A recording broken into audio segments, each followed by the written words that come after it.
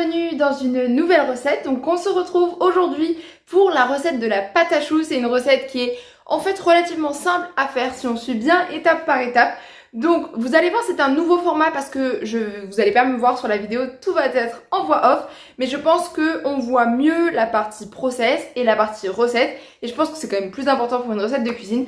Donc moi je vous laisse avec la vidéo, j'espère vraiment qu'elle va vous plaire, et surtout dites-moi si ce nouveau format vous plaît, dites-le moi dans les commentaires.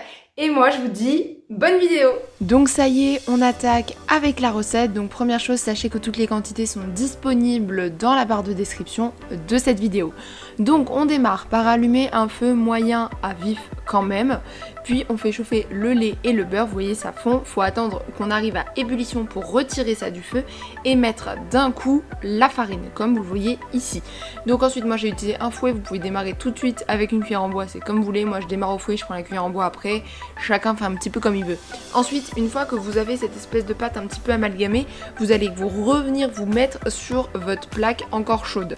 Donc après vous pouvez rallumer sur feu tout doux si jamais vous êtes sur une cuisson au gaz. Sur induction vous vous remettez sur plaque légèrement chaude. Et surtout vous allez venir écraser cette pâte contre les parois afin de la dessécher.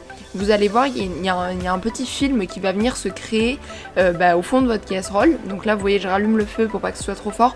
Mais vous allez voir qu'il y a vraiment un petit film qui vient se créer. Et je fais cette étape pendant 1 à 2 minutes environ.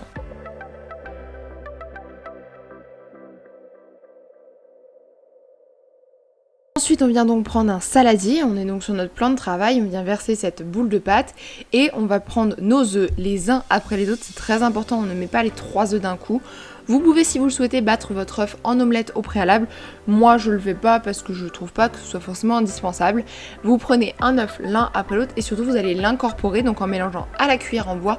Vous allez très vite voir une fois que votre œuf est incorporé, c'est-à-dire que votre pâte, vous voyez, elle a un petit peu cette consistance qui est beaucoup moins liquide qu'au moment où vous mettez l'œuf. Et là, ça va vraiment se scinder en petits morceaux et être une pâte très liquide. Croyez-moi, à cette étape-là, vous allez vous faire les bras parce que ça prend un petit peu de temps. Il faut rajouter donc les 3 œufs, les uns après les autres.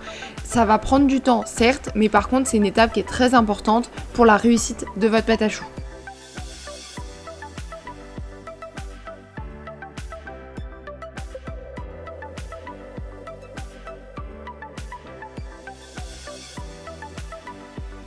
Voilà, ça y est, vos œufs sont donc incorporés. Donc ça là, c'est l'image du dernier. Donc vraiment, cette petite cuillère vous permet de vider votre cuillère en bois afin de ne pas perdre trop de matière.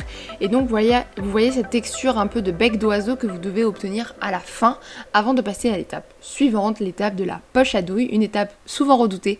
Si vous n'avez pas de poche à douille, plusieurs solutions. Vous pouvez utiliser un sachet de congélation dont vous coupez un coin. Sinon, 2 cuillères feront parfaitement l'affaire. Je vous conseille d'utiliser un verre doseur comme support pour votre poche à douille pendant le moment de remplissage de la poche. Là j'utilise donc une corne de pâtisserie, mais encore une fois une Maryse peut très bien faire l'affaire. Et ensuite je vais venir fermer ma poche et l'étaler, et donc avec ma corne je vais pousser toute la matière vers le bout afin d'éviter d'avoir des bulles d'air au moment où je vais pocher. Donc je vais pocher sur un style-pâte, vous pouvez mettre une feuille de papier cuisson, ça fonctionne très bien. Et ensuite ce petit geste là va vous permettre de donc finir votre chouquette et d'avoir le haut en fait qui se sépare de la matière qu'il y a dans votre poche à douille. Et donc je vous conseille de bien les espacer quand même. Ne faites pas des choux trop gros. Alors sachant que c'est exactement la même recette pour des éclairs au chocolat, mais là on est plutôt sur des chouquettes. Mais voilà, ne faites pas des choux trop gros, laissez un petit peu d'espace. Et ensuite vous parsemez avec du sucre en grains. Puis vous venez mettre dans votre four préalablement préchauffé à 200 degrés. Une fois que vous mettez vos chouquettes, c'est à 180 degrés. Et on part pour 20 minutes de cuisson. Et voilà nos belles chouquettes.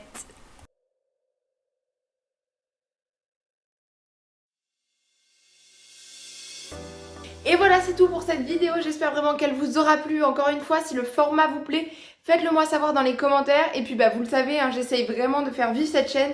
Donc faites-le moi savoir, soutenez-moi, abonnez-vous, likez, commentez, partagez avec tous vos potes, partagez ces recettes, partagez cette chaîne. Activez la cloche pour recevoir les notifications dès qu'une nouvelle vidéo sort. Et moi je vous dis à la semaine prochaine pour une nouvelle vidéo. Salut tout le monde!